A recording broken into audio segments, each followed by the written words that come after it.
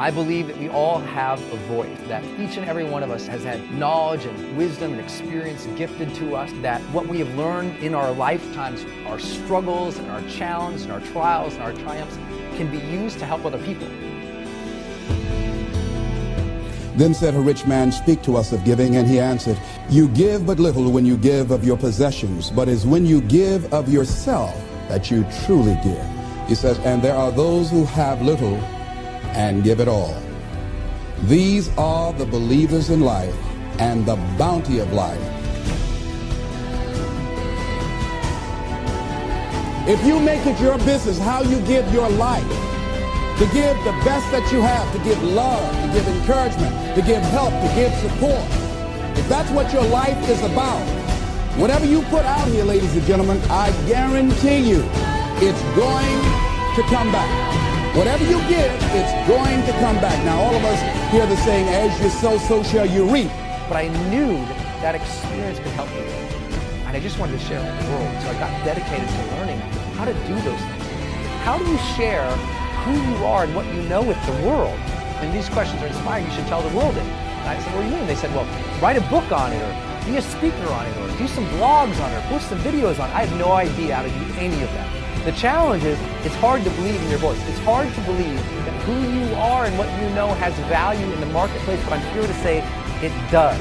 Because once I started sharing my voice and my message and my story with other people, everything shifted for me. I became more alive and vibrant, more loving, more focused on serving and making a difference in the world, and everything shifted, everything changed. They don't believe that they have anything to offer. They can't see themselves having the capacity to give. They don't see themselves as an opening for the universe to work through.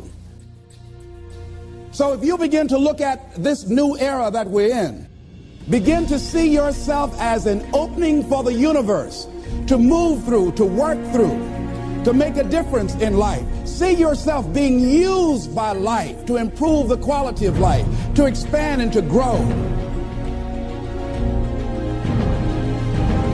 What's that one thing in your life that no one knows about? Or what's that particular area in your heart that you spend almost all your energy trying to hide? To be truly human is to be truly known, and someone who hides can't be known. We are created to need each other, to be honest with each other, to encourage each other, and to love each other, and that only happens when we're open with each other. It was hard, ladies and gentlemen, coming to speak to people. And I was facing financial difficulties in my own life. I was behind on my bills and my dreams, and I'm saying to them, you can live your dream. It was hard, ladies and gentlemen. It was very difficult to pick myself up each day believing that I could do it. There were times that I doubted myself.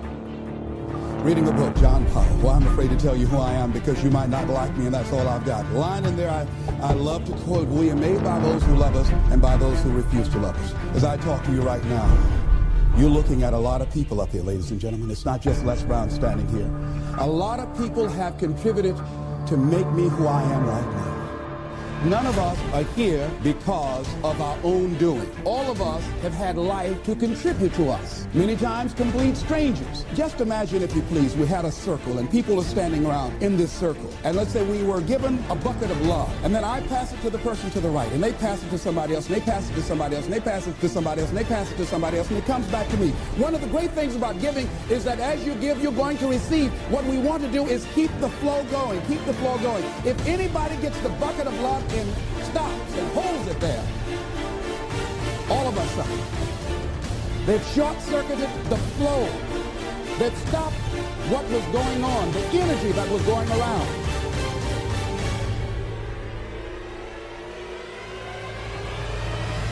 I mean, think about it. The paradox of the American culture is we're more connected than we've ever been. Only in 2013 can we tell what all our friends had for lunch that day all across the world, but we are also the most disconnected, the most fragmented, splintered, cropped, edited people in history. I believe you have a voice. I believe you've learned something in your lifetime that can help other people get ahead faster.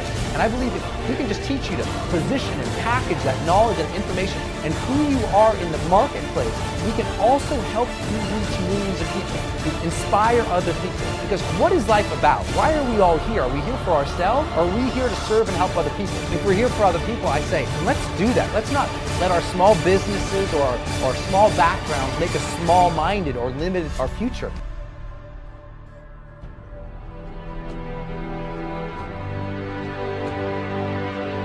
I strongly believe that each one of us showed up to do something, that each one of us showed up to contribute something to life, and that if we don't do it, it will not be done. See, no one is going to give Les Brown's speech. No one is going to write your book. So that who you are and what you're going to do in life can help other people. You can become what we call an expert. You can become somebody who inspires and instructs other people on how they can improve their lives based on what you learned in your life, on how they can grow their businesses or do better in their careers based on how you've done in your business or in your career. And yes, I know what you're thinking. It's scary to be honest. It's scary to be open. In fact, sometimes the person on the other side will reject us. They will hurt us, or they'll make us want to crawl back into our isolated cave. But joy is at stake, and it only happens when we let the guard down. Because if you want to know the true depths of joy and the true reality of love, then you have to be honest, open, and transparent. Again, C.S. Lewis said it best, and I'll end with this. He said, to love at all is to be vulnerable. Love anything and your heart will be wrung and possibly broken. If you want to make sure of keeping it intact, then you must give it to no one, not even an animal. Wrap it carefully around with hobbies and little luxuries and avoid all entanglements. Lock it up safe in the casket or coffin of your own selfishness, but in that casket, safe, dark, motionless, and airless, it will change. It won't be broken, but it will become unbreakable, unpenetrable, and irredeemable, because to love is to be vulnerable.